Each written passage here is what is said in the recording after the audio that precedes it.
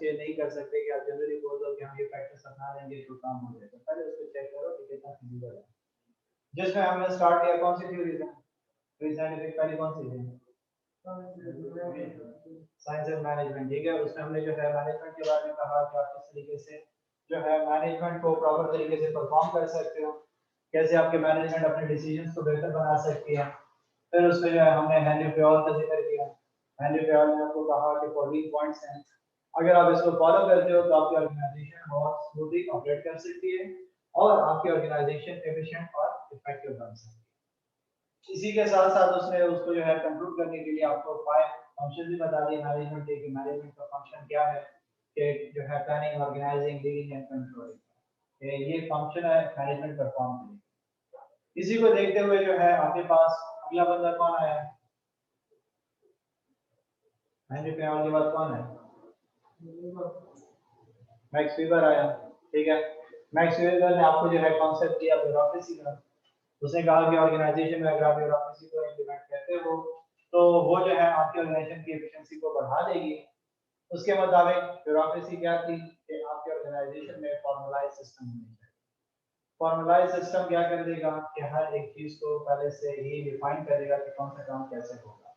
लेकिन इसमें जो है आपको इस चीज का ख्याल रखना पड़ेगा कि आपकी ऑर्गेनाइजेशन जो है अपने रिजल्ट्स को जो है खराब नहीं करेगी। कैसे खराब नहीं करेगी, क्योंकि अगर आप जो है ओल्ड टिपिकल मेथड को चलाते हो, ठीक है, तो वो जो है आपके लिए क्या कर देगा, एक टाइडी प्रोसेस बन जाएगा और आपके वर्कर जो है वो बोर होना शुरू हो जाएंगे और उनके लिए वो काम नो मोर जो है एफिशिएंट होना शुरू हो जाएगा, क्योंकि बेनिफिशियल नजर उसको नहीं आएगा।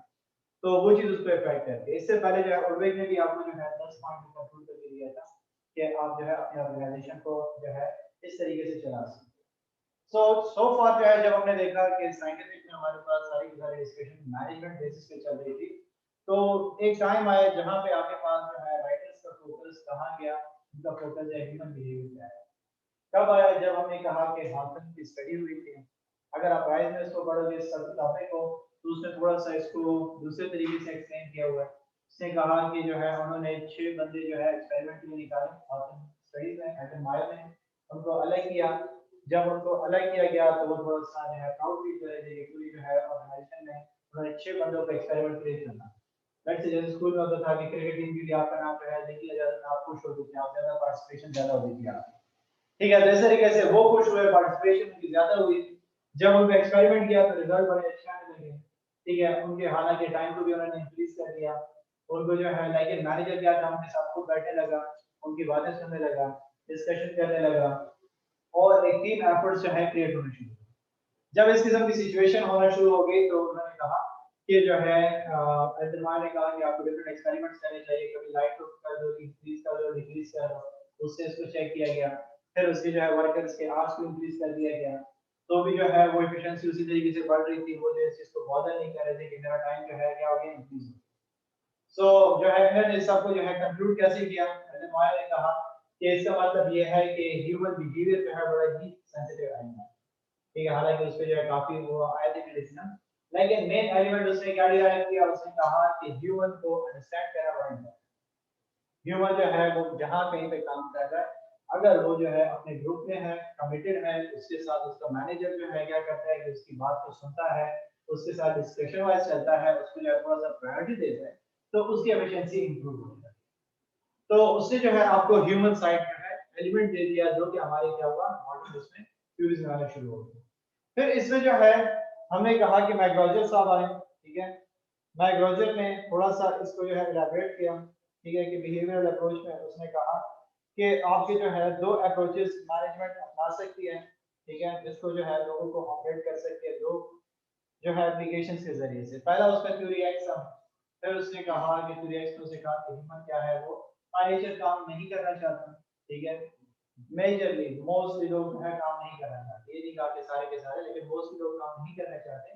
तो आपको क्या करना पड़ेगा, उसको गाइड करना पड़ेगा, ठीक है, उसको पनिश करना पड़ेगा कि ये काम आपने करना है और हर हाल में उससे अपने काम लेना होगा।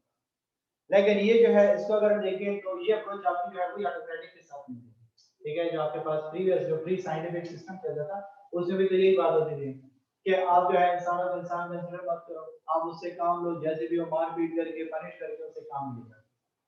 तो थोड़ा सा दूसरा एक्सट्रीम साइड उसने दिया आपको थ्योरी वाई। थ्योरी वाई में उसने क्या कहा कि आप जो है ह्यूमन जो है वो काम करना चाहता है, आप उसको डायरेक्शन दो और फिर डायरेक्शन के बाद उसको छोड़ दो कि वो उस काम को कैसे बेहतर कर सके। तो वो अपने मेथड अपने तरीकेकार को इस्तेमाल करके क्या करेगा, अपने काम को बेहतर बनाएगा। और इसी के बेसिस पे उसने जो है कहा कि आप डिपेंड करता है कि ऑर्गेनाइजेशन अपने आप को कैसे लेकर जाए। ठीक है, तो इसके अगर आज जो है हम एप्लीकेशंस की तरफ जाए कि इसकी जो है एप्लीकेशन बायोलॉजिस्ट की कहां पे होती है, ठीक है, कौन से बिजनेसेस इसको इंप्लीमेंट करते हैं। तो फर्स्ट हम कह देते हैं एप्लीकेशन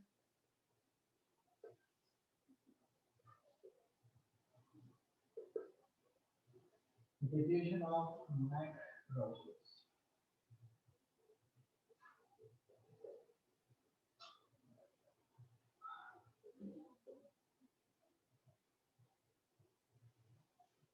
कि इसकी एप्लीकेशन बेसिकली क्या है, कहां पे ये जो है इंप्लीमेंट होती है।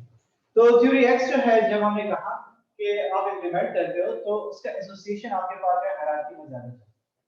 ठीक है, हायरार्की में कैसे चलेगा कि जब काम जो है डिस्ट्रीब्यूट होगा, ठीक है, जब आपकी जो है अथॉरिटीज डिफाइन हो जाएंगी और वो अथॉरिटीज क्या करेंगी, एक दूसरे को गाइड करेंगी, तो वहां पे आपका जो है चेक एंड बैलेंस होगा, आपको पता चलेगा कि कौन से बंदे ने क्या काम करना और उससे काम कौन लेगा, ये इससे काम लेगा, ये इन दोनों से काम लेगा, फिर इसके अंदर जितने लोग होंगे वो उनसे काम लेगा। तो उसके लिए जो है आपको हायरार्की की जरूरत है। और एक बात इसने कहा हुआ है कि have tall of manage hierarchy of managers and supervisors to monitor and direct कि वो उनको क्या करेगा, सुपरवाइज करेगा और डायरेक्ट करेगा। क्या है कि ये बंदा इसको सुपरवाइज भी करे, गाइड भी कर रहा है। प्रिंसिपल बैठा होता था, वाइस प्रिंसिपल को गाइड करता था, सुपरवाइज करता था। वाइस प्रिंसिपल जो है कोऑर्डिनेटर्स को जो है वो गाइड करता था। कोऑर्डिनेटर्स क्या करते थे, टीचर्स को। अगर कोई मसला निकल आ जाता था स्कूल या कॉलेज में तो क्या होता था कि जो है डायरेक्ट कोऑर्डिनेटर्स होते थे वो सारा जोर किससे निकालते थे, टीचर से निकालते थे। आपकी क्लास में लड़ाई हुई है, जवाब दो बताइए क्यों हुआ, ठीक है। अब वो जवाब देता कि जी लड़के क्यों लड़े। अब वो कहता है कि मुझे क्या पता है, मैं तो क्लास से निकल गया था कि ये लड़े। तो आपकी क्लास में क्या हुआ था कि ये लोग लड़ रहे। तो पहले उसकी जो है तफ्तीश होती थी। फिर उसके बाद जो वाइस प्रिंसिपल को पता चलता तो वो जोर किससे निकालता, कोऑर्डिनेटर से, कि आपके जो है डिपार्टमेंट में स्टूडेंट्स इंजीनियरिंग स्टूडेंट्स में लड़ाई क्यों की। ठीक है, अब वो उससे सवाल पूछ रहा है। फिर जो है वाइस प्रिंसिपल से प्रिंसिपल पूछता है कि मुझे ये बताओ कि आपकी मौजूदगी में जो आप वहां पे मौजूद थे स्कूल या कॉलेज में, तो ये वाकया कैसे पेश आया कि वहां पे जो है स्टूडेंट्स लड़े और प्रिंसिपल टीचर भी नहीं था, वाइस प्रिंसिपल भी उनको रोकने के लिए नहीं था। तो क्या हुआ कि वहां पे हमारे पास एक हायरार्की बनाई गई और वो हर एक बंदा एक दूसरे को मॉनिटर कर रहा है, सुपरवाइज कर रहा है। तो थ्योरी एक्स में इस किस्म का सिस्टम चलता है। तो कहते हैं कि thought is infrequently delegated and control remains firmly centralized in such a region due to lack of trust of the on the abilities of the क्योंकि क्या है कि ये बंदा जो है इनको एक ट्रस्ट नहीं करता। प्रिंसिपल जो है क्या कर रहा है, जब उसको बुला रहा है वाइस प्रिंसिपल से तफ्तीश कर रहा है और वाइस प्रिंसिपल क्या कर रहा है, कोऑर्डिनेटर से तफ्तीश कर रहा है। इसका मतलब क्या है कि लैक ऑफ ट्रस्ट है। वो एक दूसरे को रिस्पांसिबल ठहरा रहे हैं कि आपने जो है ये मसला बनाया, आप मौजूद थे तो ये क्यों हुआ। अगर उनके दरमियान ट्रस्ट होता तो वो सिंपली क्या करते कि वो स्टूडेंट्स को बुलाते और स्टूडेंट से पूछते कि हमें बताओ कि आप लड़े क्यों। लेकिन उससे पहले क्या हो रहा है कि वो एक दूसरे की जो है जांच पड़ताल कर रहे हैं, वो एक दूसरे को एनालाइज करने की कोशिश कर रहे हैं। तो थ्योरी एक्स में जो है आपके पास क्या चल रहा है कि डेलीगेशन तो चल रही है लेकिन ट्रस्ट बड़ा काम चल रहा है, जिसकी वजह से आपकी ऑर्गेनाइजेशन जहां पे ट्रस्ट ना हो तो वहां पे आप जो है क्या करते हो कि आपके ऑर्गेनाइजेशन के जो वर्कर्स होते हैं वो काम उस तरीके से नहीं करते। ठीक है, कि लेट्स से यहाँ पे जो है आपको स्कूल के टाइम याद होगा जब कोई टीचर बहुत स्ट्रिक्ट होता था तो आप मजबूरी में काम करते थे। ठीक है, लेकिन आपकी जब पेपर भी आता था तो आपका वो रिजल्ट पेपर में नहीं होता था, लेकिन टेस्ट आप जैसे जैसे भी होते नकलों से होते या जो भी होता आप फुल मार्क्स लाने की कोशिश करते हैं क्योंकि that will create a problem for. तो same as situation for that कि आप अगर देखो इस चीज को कि आपकी जो है जब एक्स थ्योरी को इंप्लीमेंट किया गया ऑर्गेनाइजेशन में तो वहां पे भी ऐसी आउटकम्स आने हैं। लेकिन जब थ्योरी वाई का जिक्र करते हैं तो वहां पे सिचुएशन चेंज हुई क्योंकि इट्स अनदर एक्सट्रीम। ठीक है, वहां पे जो है सॉफ्ट कॉर्नर एक्सट्रीम पे जा रहा है। तो थ्योरी वाई में आपके पास क्या हुआ सिचुएशन जो है मैंने कहा कि वहां पे पार्टिसिपेटिव अप्रोच है डिसीजन मेकिंग। ठीक है, उसने कहा जैसे अब नॉर्मली हमारे देश में क्या होता है कि कहते हैं कि जी वर्कर्स की बात सुनो लेकिन मानना नहीं है, करना वही है जो हमने खुद अपनी डिसाइड की। लेकिन इससे क्या हो जाता है कि वर्कर थोड़ा सा कंफर्ट मिलता है। ठीक है, लेट्स से आप जो है क्या करते हैं, मैं आपको कहता हूं कि मैं जो है टेस्ट लेना चाहता हूं, किस दिन टेस्ट। ठीक है, अब आप लोग कहते हैं, कोई कहता है सर परसों ले ले, कोई कहता है अगले वीक में ले ले, कोई कहता है सर जो है पेपर के बाद ले ले। ठीक है, डिफरेंट किस्म की राय आ रही है। मैं वो कहता हूँ चलो सही है, बस जो है मैं क्या करूँ परसों टेस्ट दूंगा, ठीक है। तो आप भी जो है कहते हो चलो कम समय में तो दे हमारी बात तो सुन ली ना सर, हम सबकी बात सुनने के बाद उसने प्रायोरिटी दे। तो थ्योरी वाई क्या करता है कि वो कहता है कि डिसीजन मेकिंग में आप क्या करो, मैनेजर्स को बिठाओ, उनके साथ डिस्कशन करो, उनसे पूछो कि वो जो है कैसे कंट्रीब्यूट कर सकते हैं आपके उस काम को, और कैसे वो उसमें जो है अपना रोल प्ले कर सकते हैं, और उसका सोल्यूशन कैसे निकाला जाए। क्योंकि हमने क्या कहा कि आप थ्योरी वाई में वर्कर्स को अपने साथ एंगेज करते हो, और एंगेज करने का मकसद आपका क्या होगा कि आप उसको जो है ये फीलिंग दो कि आप उसके साथ काम कर रहे हो, और आप उसको जस्ट क्या करो डायरेक्शन दे रहे हो, बाकी काम को कैसे करना है दे नो बेटर। तो जब आप उसको फ्री चॉइस दोगे वो ज्यादा रिजल्ट देगा। इसकी एक एग्जांपल माइंड में मेरे आ रही है, जब स्टीव जॉब्स ने क्या किया कि जो है पहला पहला आईपॉड बनाने वाला था, तो उसने अपने जो है एम्प्लॉय वर्कर्स को सबको बुलाया और उसको कहा कि मुझे एक ऐसा डिवाइस चाहिए जिसमें जो है आई थिंक 250 या 200 सॉन्ग्स आते हैं, मुझे और कुछ नहीं करना, बस मुझे एक ऐसा डिवाइस बना कर दो कि जिसमें इतने सॉन्ग्स आते हैं, ठीक है। तो अब इनको चैलेंज दिया, ठीक है, कि बस आपने ये चीज बनानी है और मुझे आप पे बिलीव है कि आप ये कर सकते हैं। तो क्या हुआ कि जब उस पे जो है उन्होंने ट्रस्ट किया, ठीक है, उनको ये टारगेट दिया और उनको अपनी मर्जी पे छोड़ दिया कि आप कैसे डिजाइन बनाते हो, क्या चीज बनाते हो, तो आपके पास आईपॉड में डिजाइन है। अगर वो क्या करता है कि खुद भी ना समझता और उनको भी समझने ना देता कि जी बस मैं जो कह रहा हूँ इस तरीके से बना के दो, अब उसकी फिजिबिलिटी है या नहीं है, वो प्रॉब्लम जो है अलग थी। आपके वर्कर्स कर पाते या नहीं कर पाते, दैट इज अनदर डिबेट।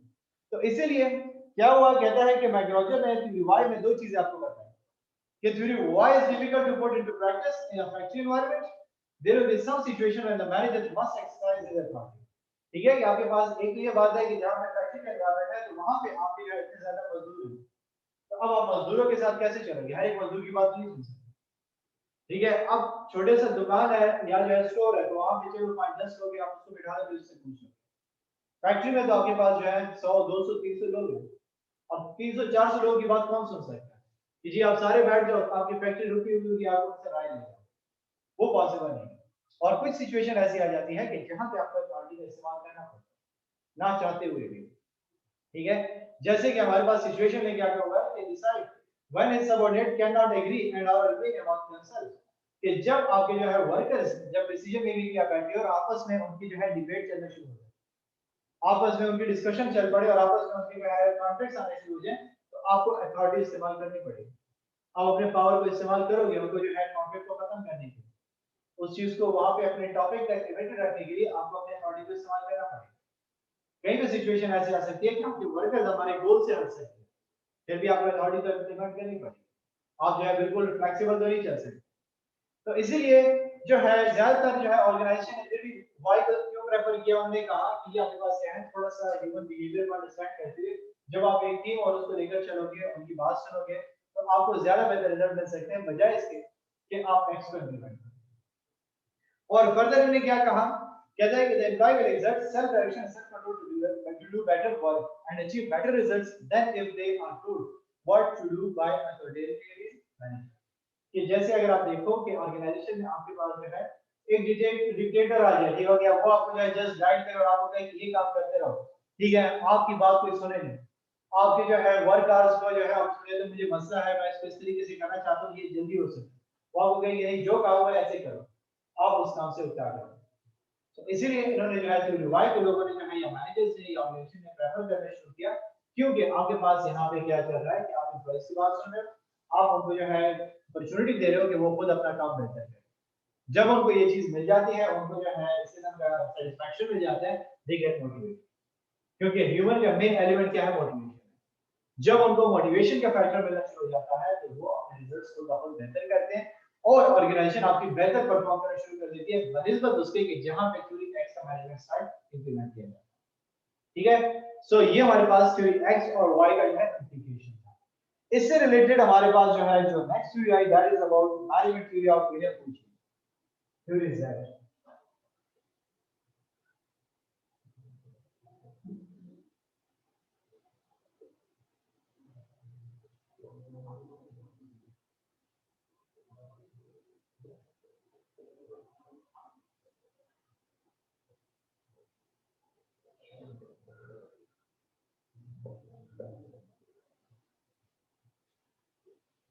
ठीक है, थोड़ा सा थ्योरी जेड का मैंने आपको ओवरव्यू दिया हुआ था कि थ्योरी Z किस चीज पे फोकस कर रही है, क्या उसका जो है मेन गोल होता है, तो वहां पे हमने क्या कहा कि थ्योरी Z जो है थोड़ा सा जो है x और y का एक अच्छा एडिशन है। कैसे एक अच्छा एडिशन है, क्योंकि अगर आपको याद हो तो बैक जो है लोग क्या करते थे कि जापानीज प्रोडक्ट्स को बड़ा पसंद करते थे, ठीक है, कि टीवी भी होती थी तो जापानीज लेते थे, जो है इलेक्ट्रॉनिक्स में जो भी चीज होती थी वो जापानीज कारखानों के लिए जाना पसंद करते थे कि वहां से हमें क्या मिलेगी, जापानी प्रोडक्ट मिलेगी, ठीक है। सो क्या था कि उससे ये चीज शो होती है कि जापानीज चीजें जो थी वो ज्यादा रिलायबल है, वो ज्यादा जो है बेहतर बनी हुई है, ठीक है। तो अब जो आपके अमेरिकन थे या यूएस बेस्ड कंपनी, वो जो है क्या कर रही थी, वो इतना बेहतर परफॉर्म नहीं कर रही थी, लेकिन वो इतना डोमिनेट नहीं कर रही थी। सिर्फ आपकी जो है जापानीज प्रोडक्ट हर जगह चलते थे, जैसे आजकल चाइनीज प्रोडक्ट है कि आप जिस प्रोडक्ट को भी उठाओ तो वो मेड इन चाइना हो, ठीक है। आपके मोबाइल फोन जो पहले कहीं और बनते थे, अब वो भी उस पे भी लेबल टैग लगा हुआ मेड इन चाइना का। पहले लोग जो है क्या करते थे कि सिंपल मोबाइल फोन नहीं खरीदे, वो कहते कि यार चाइना मोबाइल फोन लेगा, लेकिन अब वही सैमसंग क्या कर रहा है कि वो जो असेंबली सारी की सारी वहां से खुद उसको असेंबल कर रहा है, और जो उसके प्रोडक्ट्स हैं वो चाइना से ही बन रहा है। तो क्यों? क्योंकि वो क्या कर रहा है कि एक अच्छे रिजल्ट्स आपको दे रहा है और लो प्राइस पे आपको वो चीजें मिल रही है, लो कॉस्ट आपकी है इंटर हो रही है, और आप प्रोडक्ट को बड़ा अच्छा बना रहे हैं।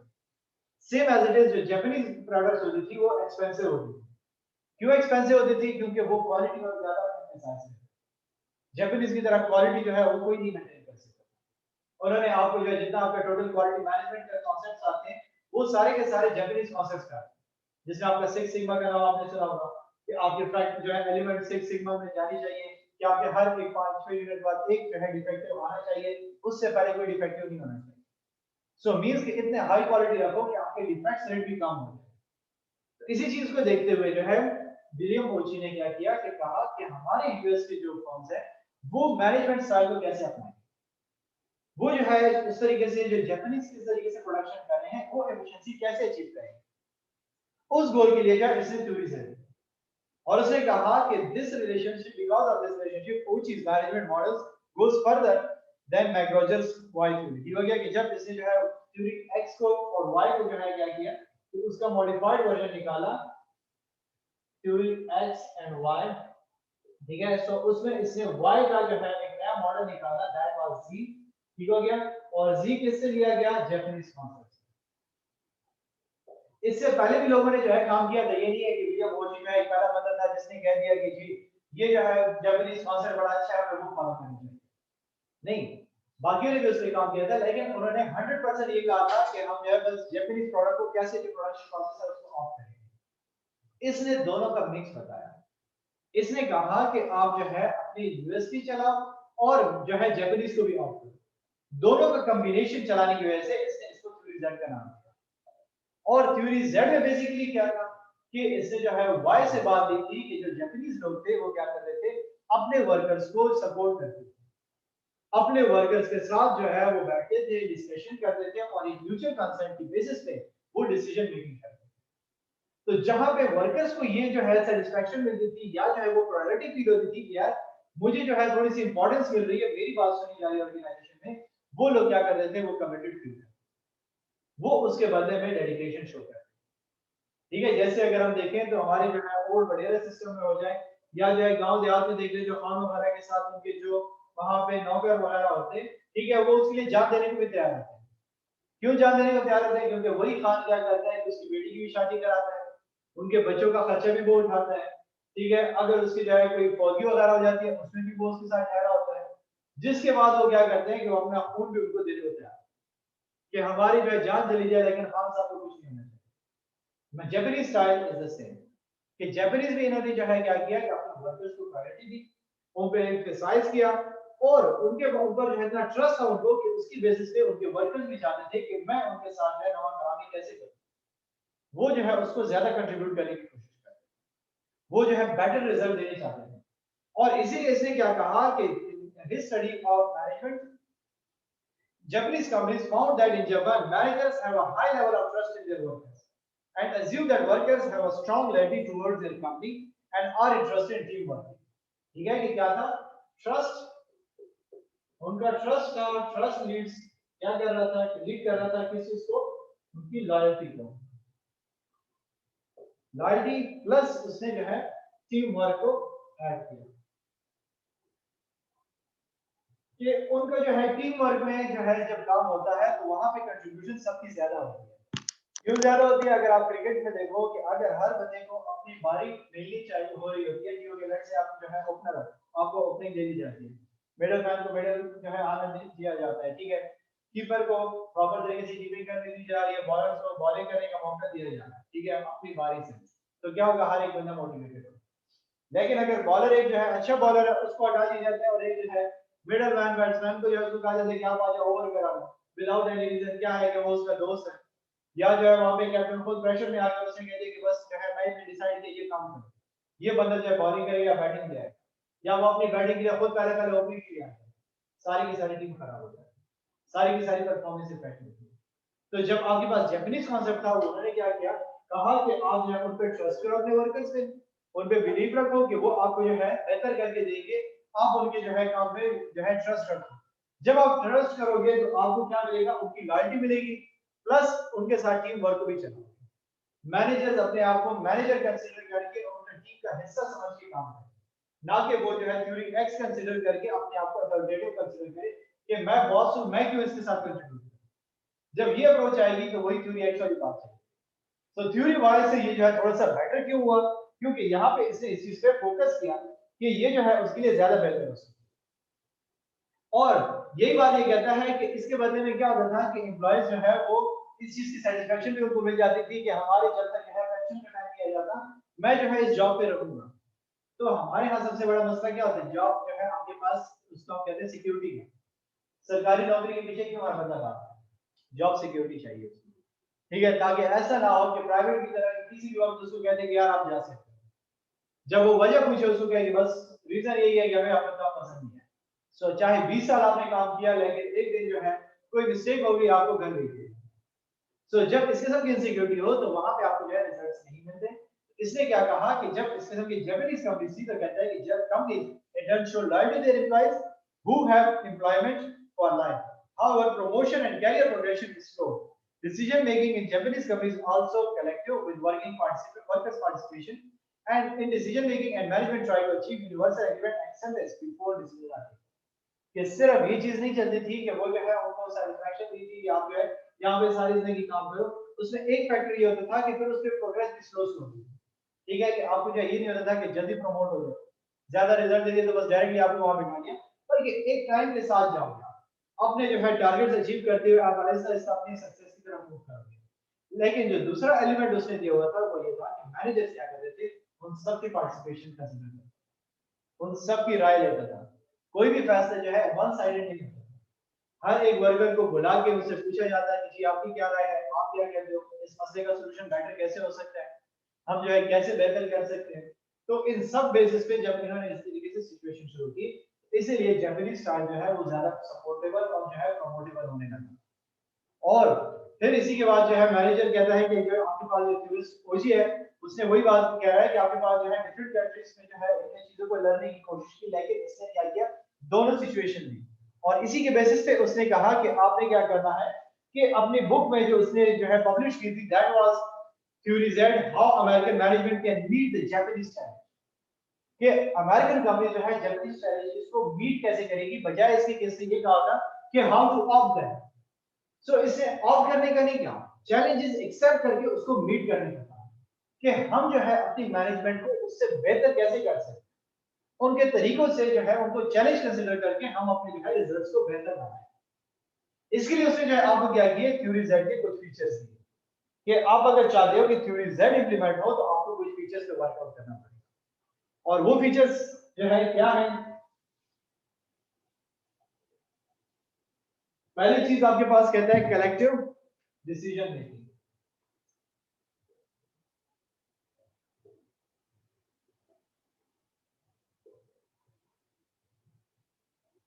कि आप जो है क्या करोगे, कलेक्टिव डिसीजन मेकिंग करोगे। जब आप देखो घर में आपकी जो है कोई भी बात चल रही हो, कोई भी फैसला हो रहा हो और आपकी राय को कंसीडर किया जाता है, तो अगली दफा आपका भी दिल करता है मैं जो है कैसे बैठूं उनके साथ डिस्कशन करूं। लेकिन अगर आपके जो है घर में क्या हो कि बड़े ही सब कुछ डिसाइड करें और आप जो इम्प्लीमेंटेशन करें, तो इवन वहां पे भी आप अपनी राय देना पसंद नहीं करते। अगर आपसे पूछ भी ले, आप उसको कहते हो कि यार अपनी मर्जी, आई सर करते आए, अभी भी अपनी मर्जी करो, मैं क्यों बताऊं आपको, ठीक है। लाइक मैं नहीं बताऊंगा, ठीक है, कि आपसे पूछे भी तो आप कहोगे कि मैं नहीं बताऊंगा, ठीक है, सो वो वाली सिचुएशन बन जाती है। लेकिन इसलिए इसने कहा कि कलेक्टिव डिसीजन मेकिंग, कि ऑर्गेनाइजेशंस अपनी टीम जब उसको कंसीडर कर रही है तो टीम का मतलब यही है कि वो जो है डिसीजन मेकिंग म्यूचुअल कंसेंट है, क्योंकि वहां पे सब ने पार्टिसिपेट किया, सबकी कंट्रीब्यूशन आपको चाहिए वर्क में। सेकंड बात उसने कहा कि long term employment and job security, ठीक है, लॉन्ग टर्म एम्प्लॉयमेंट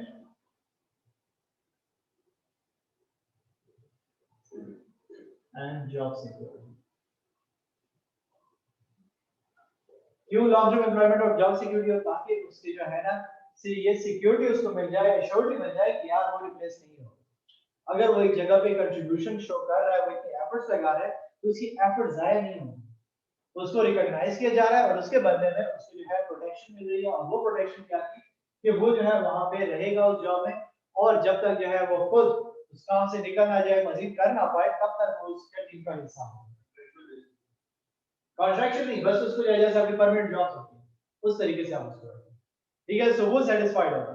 जब आपके पास जो है जॉब आपकी जो है सिक्योरिटी मिल जाती है तो बंदा रिलैक्स काम करता है, ठीक है। आपके इंडस्ट्रियल स्टेट में जो है क्या होती है सिचुएशन कि एक मजदूर जो है सुबह आ गया, वहां पे बैठा, दोस्तों के साथ बात हो गई, बॉस भी उसका बैठ जाता है, ठीक है, सब कुछ हो गया। शाम को उसको कॉल आ जाती है कि नहीं, कल से आपने नहीं आया। वो जो है उससे पूछता है कि सर क्या हुआ, वो उसका नंबर ब्लॉक कर देगा। फिर वो जो है कल फैक्ट्री की तरफ आ जाता है, वहां पे रह जाता है कि उसको कहा जाता है कि आपको अंदर आना माना है। वो कहेगा मैं तो कल ही आया हूं, मुझे रीजन तो बता दे क्यों निकाला है। वो उसको कहते हैं कि बस आपको जो है बॉस ने कहा है कि आप नहीं आओगे। तो जब इस किस्म की सिचुएशन हो आपके सामने, इस तरीके से एम्प्लॉइज को निकाला जा रहा हो और वो जो है कोई लाइव का जो है आपके एम्प्लॉइज हो, उनके साथ ऐसा किया जाए तो सारे वर्कर जो है वो डिस्टर्ब हो जाए, उनकी जो है एफिशिएंसी इफेक्ट होने शुरू हो जाए। वो डायरेक्टली क्या करते हैं, दूसरी जगहों के लिए अप्लाई करना शुरू कर देते हैं, दूसरी जगह के बारे में सोचना शुरू कर देते हैं कि हम इससे बेहतर नहीं करना है, जिससे ऑर्गेनाइजेशन की एफिशिएंसी इफेक्ट हो जाए। इसीलिए इसने इस चीज पे फोकस किया। थर्ड उसने कहा कि जॉब रोटेशन बड़ी इंपॉर्टेंट है।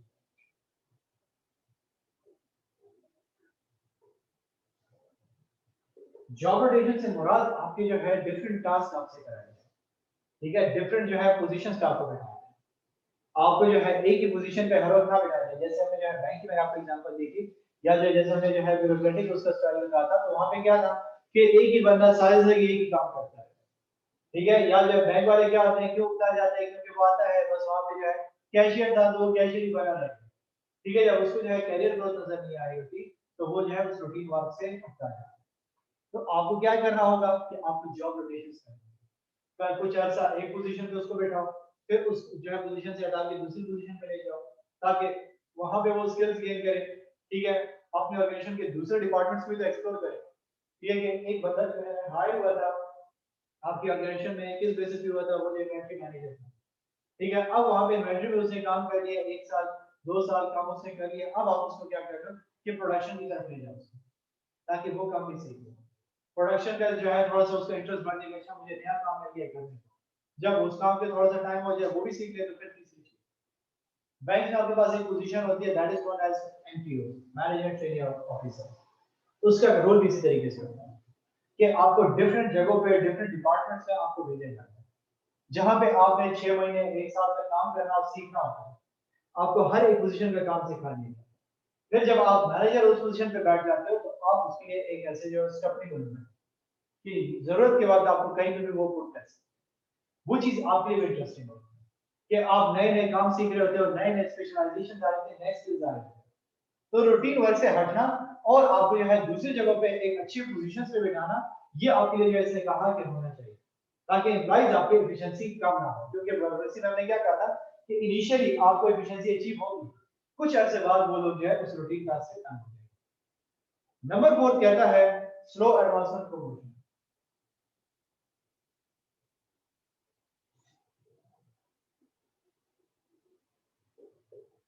कि आप उनकी प्रमोशन को थोड़ा सा स्लो चलाओ। अगर आप उसको जल्दी जल्दी प्रमोशन दे दोगे, 18 पे आया था डायरेक्टली जो है 2 साल बाद 19 पे पहुंच गया, फिर उसके बाद जो है 3 साल बाद 21 हो गया, और फिर उसके बाद जो है बस हाई पोजीशन पे पहुंच गया, तो वो उसकी कदर उसको नहीं होगी, ना ही उसने उस चीज को इतना लर्न किया होगा। और उसके जहन में सिर्फ एक ही गोल होगा कि कब मैं आगे जाऊं, कब मेरी प्रमोशन। सो थोड़ा सा प्रमोशन के प्रोसेस को स्लो करो, जॉब रोटेशन में उसको चलाते हैं, ठीक है, इससे क्या होगा कि उसको नए काम करने को भी मिलेंगे और जब वो एक बड़ी पोजीशन पे जाएगा तो वो एक जो है तैयार बंदा मिलेगा। लेट्स से जैसे हमने स्ट्रक्चर में देखा तो कोऑर्डिनेटर है, तो अब आपने उसको दूसरे डिपार्टमेंट का कोऑर्डिनेटर भी बना दिया, उसको भी ऑपरेट कर रहा है वो। फिर आपने क्या कर दिया कि उसको टीचिंग की सब्जेक्ट भी दे दिया कि उसने टीचिंग भी सीख ली। फिर अब जो है जब वो कंप्लीट तैयार हो गया, 3-4 डिपार्टमेंट से उसका एक्सपीरियंस मिल गया, अब आप जब उसको वाइस प्रिंसिपल बनाओगे तो उसको तमाम डिपार्टमेंट्स के बारे में इंफॉर्मेशन, उसको ये भी पता होगा कि मैनेजमेंट कैसे ऑपरेट होता है, उसको ये भी पता होगा कि इंजीनियरिंग डिपार्टमेंट कैसे चल रहा है, मेडिकल कैसे चलता है, क्या चीजें होती है, तो वो एक अच्छा वाइस प्रिंसिपल बनता है। फिर जब वो वाइस प्रिंसिपल बन के कोऑर्डिनेटर्स को ऑपरेट करेगा और टीचर्स को ऑपरेट करेगा, फिर जब वो प्रिंसिपल जाएगा तो वो बिल्कुल उससे भी स्पेशलाइज बनता है। तो इसीलिए उनकी प्रमोशन थोड़ी सी स्लो है। जॉब रोटेशन से उनको चलाते रहो, एंगेज करते रहो, मोटिवेट करते रहो और फिर जब सही टाइम पे आपको पता चल जाए कि अब ये प्रिपेयर है तो आप उसको प्रमोट करें। फिर उसके बाद फिफ्थ कहते हैं एम्फसाइज ऑन ट्रेनिंग। ट्रेनिंग बहुत इंपॉर्टेंट है, जिसको आजकल एचआरएम में हम कहते हैं ट्रेनिंग एंड डेवलपमेंट। ठीक है, कि आप अपने जो है एम्प्लॉइज की ट्रेनिंग करो, आप कंटिन्यूअस बेसिस पे उनको ट्रेन करते हो ताकि उनकी परफॉर्मेंस इंप्रूव हो। ठीक है, आपकी जो है बिजनेस स्ट्रक्चर दिन ब दिन चेंज होती जा रहा है, दिन ब दिन जो है कॉम्प्लेक्स होते जा रहे हैं, न्यू न्यू टेक्नोलॉजीज आ रही है, न्यू स्ट्रैटेजीज इंप्लीमेंट हो।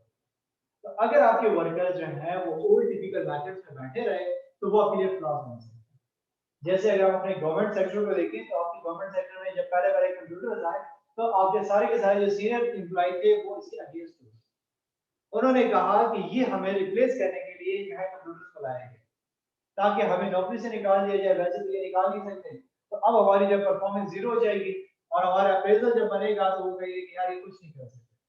तो उन्होंने कंप्यूटर के अगेंस्ट जाना शुरू किया। लेकिन गवर्नमेंट ने क्या किया कि उनको कहा कि हम आपको ट्रेनिंग प्रोवाइड करेंगे और जो इम्प्रूव कर लेता है वो उस चीजों को चलाएगा, जो नहीं कर सकते तो वो जो है थोड़ा सा रिलैक्स फील करता है कि हमें रिप्लेस नहीं किया जा रहा, बल्कि वो जो है कोशिश करने लगे कि उन चीजों को सीखें। आपके बैंक्स में, आपके जो है डिफरेंट ऐसे जो है एनजीओज वगैरह में क्या होता है, आपको डिफरेंट कोर्सेज करवाए जाते हैं थ्रू आउट। ठीक है, आपको जो है उनकी फंडिंग एलोकेट करते हैं एनजीओज में। इवन वहां पे हमने ट्रेनिंग जो दी थी आईसीएससी में, वहां पे हमने जो है एक लोअर स्टाफ के जो बंदे थे उनको हमने ट्रेनिंग दी थी, उनको लैंग्वेज सिखानी थी कि how to speak in English. ठीक है, सो अब वो जो है इतने लोअर स्टाफ को जो है इंग्लिश सिखा रहे हैं, उनको कंप्यूटर की कोर्सेज ऑफर कर रहे हैं। हमने जब पूछा, उन्होंने कहा तो इनके लिए एक सालाना बजट रखा जाता है कि इस पे उन्होंने खामखा उनको ट्रेनिंग करानी होगी। और आपकी जो है जो लोअर स्टाफ बैठा हुआ है पीएम वगैरह है, ये जो है चौकीदार तक वो सारे के सारे कोई ना कोई ऑफ करेंगे। तो कोई लैंग्वेज को ऑफ कर रहा है, कोई जो है कंप्यूटर को ऑफ कर रहा है, कोई कोई और स्किल जो है ऑफ कर रहा है, इसलिए ताकि जो है वो इम्प्रूव लेकर आए। क्योंकि वहां पे नए डेलीगेशन आएंगे, हो सकता है कि कल को जब उनके वहां पे कंप्यूटर्स वगैरह फिक्स कर दिए जाए तो उनके पास स्टाफ तैयार हो, बजाय से कि वो नए स्टाफ की नीचे। तो training and development is also important. इसके बाद number 6, holistic concern for workers.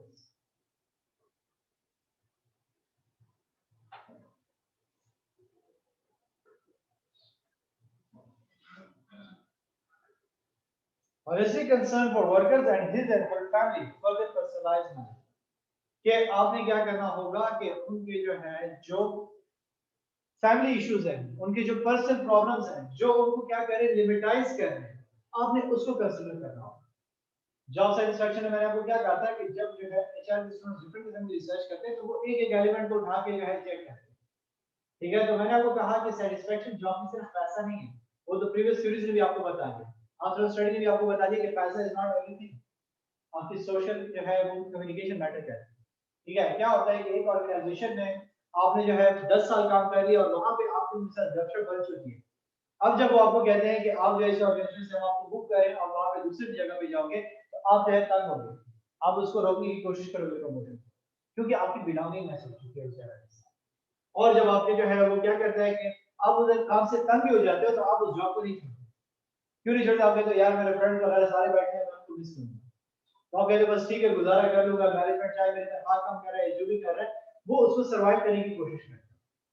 तो क्यों करता है? क्योंकि वहां पे उसकी जो सेटिस्फैक्शन एलिमेंट्स हैं, that is not only the money और द ऑफिस, उसकी जो घर के इश्यूज है, पर्सनलाइज मैनेजमेंट स्टाइल, उसको भी आपने ऑफ करना है कि आप उसकी फैमिली और उस चीजों को भी अंडरस्टैंड करो ताकि वो बंदा जो है उन इश्यूज में भी ना फंसा रहे। और इसलिए फॉरेन में अगर आप देखें तो वहां पे डायरेक्ट इंश्योरेंस नहीं दिया आपको, अगर आप वहाँ पे जॉब के लिए अप्लाई करते हो तो वो आपको डायरेक्ट हेल्थ इंश्योरेंस देते हैं। हमारी गवर्नमेंट ने भी आपको हेल्थ इंश्योरेंस प्रोवाइड किया, जिससे क्या हुआ कि हर बंदा आप थोड़ा सा कंफर्ट फील करता है कि खुदा ना खास्ता कल तो कोई बड़ा इशू हो जाता है तो वन साइड तो उसकी सिक्योर है, कोई ऑपरेशन वगैरह हो जाए तो उसकी जो है उसको कंसिडरेशन मिल रही है। उसके बाद आपके पास आ जाता है एक्सप्लिसिट फॉर्मलाइज्ड मेजर्स। ठीक है, ये स्टेटमेंट थोड़ा सा इन्होंने कॉम्प्लेक्स किया हुआ। एक्सप्लिसिट फॉर्मलाइज्ड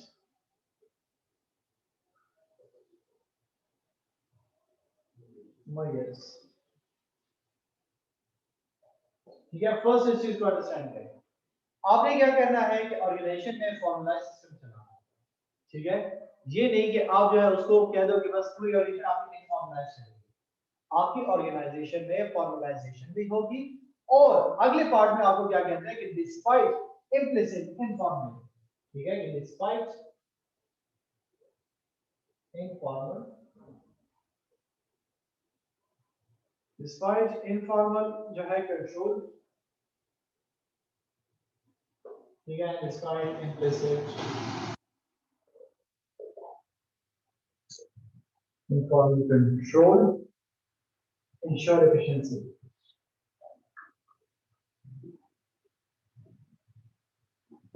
कि पहली बात इसने क्या कहा कि इसने कहा कि सही है, आप ऑर्गेनाइजेशन में हमने कहा कि टीम वर्क होगा तो टीम वर्क में आपके पास फॉर्मेलिटीज कम है।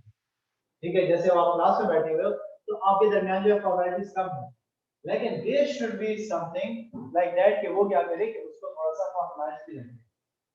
अगर आप पूरा फ्री हैंड जो है उसको कर लेते हो, सारा का सारा जो है उसके साथ ऑपरेटिव बेसिस पे उसके साथ मैनेजर भी बैठे और अथॉरिटीज को आप खत्म कर रहे हो, तो वो जब आप फॉर्मल अथॉरिटीज को खत्म कर दोगे तो उनके दरमियान डिफरेंशिएशन खत्म हो। तो कहता है कि ठीक है, आप ये चीज कर रहे हो कि एम्प्लॉइज के साथ बैठ के उसके पर्सनल इश्यूज भी डिस्कस कर रहे हो, उनके ऑर्गेनाइजेशन में जहां पे जो मसले आ रहे हैं वो भी डिस्कस कर रहे हो, लेकिन एक तरीकाकार फिर भी होगा जो फॉर्मल चैनल उसको फॉलो करने पड़ेगा।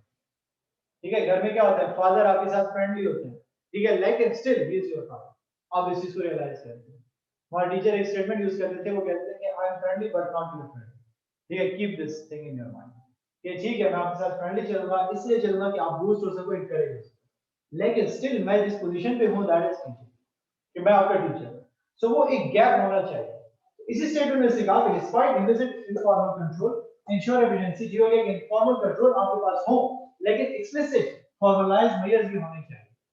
हर एक चीज का एक तरीकेकार भी वाज़ेह होना चाहिए, सिर्फ ये ना हो कि हर चीज इनफॉर्मल तरीके से। जब सब इनफॉर्मल हो जाएगा तो वहां पे वो चीज जो है एक जो है सीरियस मेनस खत्म हो जाएगी।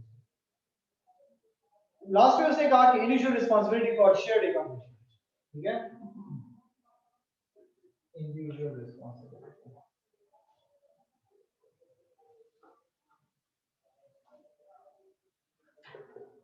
कि उनकी जो है जो इंडिविजुअल रिस्पांसिबिलिटी है वो शेयर्ड अकॉम्प्लिशमेंट्स के बेसिस पे होगी, क्योंकि शेयर्ड गोल्स आपके ऑर्गेनाइजेशन का है। ठीक है, ऑर्गेनाइजेशन की डेफिनेशन क्या है कि कलेक्टिव गोल अचीवमेंट उनका मकसद। तो हर एक इंडिविजुअल क्या करेगा, उसकी रिस्पांसिबिलिटी है कि वो ज्यादा से ज्यादा कंट्रीब्यूट करे किसकी तरफ, कि ऑर्गेनाइजेशन बेहतर हो सके, ऑर्गेनाइजेशन अपने गोल्स को अचीव कर सके। तो ये हमारे पास जो है डिफरेंट इसने पॉइंट्स आपको दिए।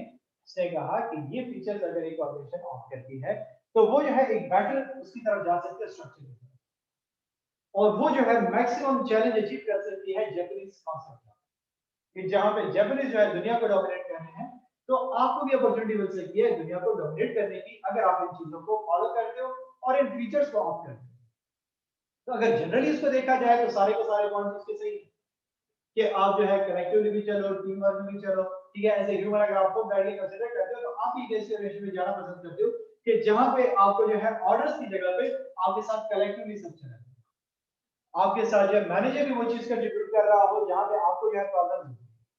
तो वहां पे इस किस्म के एनवायरनमेंट में क्या होता है कि एम्प्लॉइज अच्छा सर्वाइव करते हैं, वहां पे एम्प्लॉइज क्या करते हैं, थोड़ा सा सेटिस्फाइड फील करते हैं।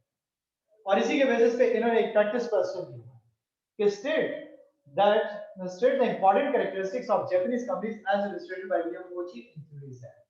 ठीक है, कि अब आपसे जो है कैरेक्टरिस्टिक्स पूछा है कि जापानीज कंपनीज की कौन सी कैरेक्टरिस्टिक्स उसने बताई थी। ठीक है, जो विलियम कोची ने बताया, तो पेपर के पर्सपेक्टिव से वही क्वेश्चन इस तरीके से आपसे पूछे जा सकते हैं कि फीचर्स, या फिर इससे थ्योरी में आपको पूरी डिस्कशन करके ऑलरेडी उसने दे दी थी कि ऑर्गेनाइजेशन को आप कैसे चलाओगे, कि आपके ऑर्गेनाइजेशन जो है, जो वहां पे उनकी जो सिस्टम चलता था उसमें क्या था कि उनको मैनेजर्स को अपने एम्प्लॉइज पे ट्रस्ट था। ठीक है, जो स्टार्ट में उसने पहली पहली बात करा, ये जो पूरे थ्योरी पे जो उसने जो है वहां पे डिस्कशन की थी, these are also the characteristic they have discussed. तो अगेन कोई बात क्वेश्चन को अंडरस्टैंड करना बड़ा इंपॉर्टेंट है, और क्वेश्चन अंडरस्टैंडिंग कब आएगी जब आप पेपर के लिए फ्रेश माइंड के साथ जाओ। अक्सर स्टूडेंट जो है आखिरी टाइम तक पढ़ता रहता है, पेपर के लिए बैठते हैं तो वहां पे थोड़ा सा खामोशी होती है, सुकून मिल जाता है उसको, और उसका माइंड जो है सोना शुरू कर देता है, आसान आसान सवालों के जवाब नहीं देता। ठीक है, तो इस हर्डल के लिए आपको क्या करना पड़ेगा कि जब भी आप पेपर के लिए बैठो उसके से पहले जो है आपने थोड़ा सा रेस्ट किया, कम से कम जिस दिन जो है आपका पेपर होगा उस दिन आप अपने माइंड को थोड़ा सा रिलैक्स करो, कि कल जो है मेरा पेपर है तो रात को आप टाइम पे सो, कि कल को आपका माइंड जो है काम तो करे, ये ना हो कि आपका माइंड जो है वहां पे सुकून पा के जो है बस वो सो जाए। ठीक है, समझे कि जी कबर में पड़ा हुआ और सो जाए। ठीक है, सो थोड़ा सा इस चीज को रियलाइज, ठीक है, these are the tricks paper point of view, अक्सर स्टूडेंट्स मिस करते हैं पूरी रात पढ़ के। सो जब आप उस चीज को क्लियर करोगे माइंड में, तब आपको ये सवाल समझ आएगा कि जैसे इसने कहा कि कैरेक्टरिस्टिक्स बताओ, तो कैरेक्टरिस्टिक्स उसने पहले से ही आपको बता दी कि जापानीज स्टाइल को लोग क्यों पसंद करते थे। तो वहां पे पहली दूसरी लाइन में उसने बता दिया था कि वहां पे मैनेजर्स क्या करते थे, वो टाइम पे ट्रस्ट करते, उन पे जो है वर्कआउट करते थे, उनको कहते थे कि जी आप जो है हमारे एम्प्लॉइज हो और हम आप पे बिलीव करते हैं कि आप हमें रिजल्ट्स दोगे और इससे हम आपको एज ए टीम लेकर जा रहे हैं। सेकंड क्या कहा कि employees are interested in working in a cohesive team environment, और एम्प्लॉइज जो है वो क्या करते हैं, टीम वर्क को ज्यादा जो है पसंद करते हैं कि वो काम टीम वाइज चले। That was in the future. ठीक है, कि आपको जो है इनिशिएट श्योर होना चाहिए। फिर उसने कहा कि the employees look forward to long term employment relation that last, और हर एम्प्लॉय चाहता है कि हम लॉन्ग टर्म के लिए कंपनी के साथ अटैच, और वो अटैचमेंट से हमारी मुराद क्या थी, जो यहाँ पे फीचर्स में उसने बता दिया कि आप उनको क्या दो, जॉब सिक्योरिटी। हर एम्प्लॉय की ख्वाहिश होती है कि उसको जॉब सिक्योरिटी मिले। देन उसने कहा decision are made by consensus with workers participating in the decision making process, और वर्कर्स ये भी चाहते हैं कि उनकी राय को उनके जो है दिया जाए, कि आप लेट से जो है क्या कर रहे हो कि जो है अकाउंट्स में बैठे हो तो अकाउंट्स वाले से उनके मुताबिक उनके अकाउंट्स के मुताबिक पूछो, अगर एक पीएन बैठा हुआ है तो पीएन से उसके मसले पूछो, उसके लेवल पे उसको क्या हर्डल्स फेस आ रहे हैं।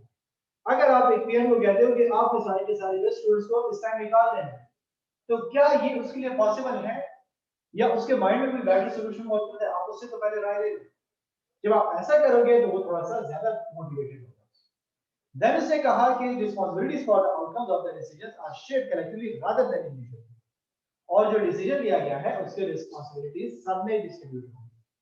ये ना हो कि आप जो है क्या करो कि इंडिविजुअली उसको जो है कि ये जो है बस इस बंदे ने मशवरा दिया था चलो ये करके लाए। जैसे अक्सर क्लास में क्या होता है कि टीचर जो है स्टूडेंट जब एक मुश्किल सवाल पूछ लेता था तो टीचर उसको कहता है कि अच्छा आप ये सवाल पूछे, कल सर्च करके आओ, ठीक हो गया, पढ़ के आ जाओ, पूरी क्लास को बताना कि इससे क्या होगा। तो अगली दफा कोई स्टूडेंट सवाल ही नहीं पूछता। तो अगर आप एम्प्लॉइज को क्या कह रहे हो कि वहां पे डिसीजन मेकिंग में हुआ कोई मशवरा देता है कि सर ऐसा होना चाहिए, आप उसको कहते हैं कि ठीक है कल से बस आप ऐसा सारा काम संभाल लो क्योंकि आपको इसकी समझ है, तो अगली दफा कोई भी जो है आपको मशवरा नहीं। तो जब मशवरा सबकी जो है मशवरे से हुआ है तो इम्प्लीमेंटेशन भी सब पे ही होगा। Then promotion prospects of career progress are rather slow, ठीक है, कि वहां पे प्रमोशन उसको जो थोड़ा सा स्लो रखा जाए। Scope for pursuing highly specialised career path is not, कि आगे पास हाई स्पेशलाइज्ड को उसके लिए जाने के लिए तो उसने क्या कहा था, जॉब रोटेशन करनी है, कि आप जॉब रोटेशंस करो, ट्रेनिंग डेवलपमेंट्स करो, जब वो नरिश कर जाए, ग्रूम कर जाए एम्प्लॉय, तब आप उसको क्या करो, आगे मूव करो। और लास्ट में management shows concern for employees as well as their families, कि मैनेजमेंट क्या करेगी, सिर्फ एम्प्लॉय के लिए कंसर्न शो नहीं करेगी बल्कि उसकी फैमिलीज को भी कंसीडर करेगी, कि उनकी जो है फैमिलीज भी उसके साथ अपार्ट हो। अगर आप अपने इंडस्ट्रियल स्टेट्स में देख लो तो क्या है कि वहां पे आपके जो है वर्कर्स यूनियंस और उनके जो है फंडिंग होती है और उनके बच्चों को फ्री तालीम वगैरह की फैसिलिटीज दी जाती है, जिससे वर्कर का एक बहुत बड़ा जो है वो साइड रिलैक्स हो जाता है, और उसको कल को पता है कि वो इस इंडस्ट्री में जब उसको लेकर आएगा तो वो अपने फादर से एक अच्छी पोजीशन पे बैठा हो। तो ये आपके पास जो है आपके पास कोचेस ने एक कॉन्सेप्ट दिया मैक रॉजर्स की थ्योरी वाई को मजीद जो है एलैबोरेट करके। सो इसमें कोई क्वेश्चन है तो पूछ सकते हो आप।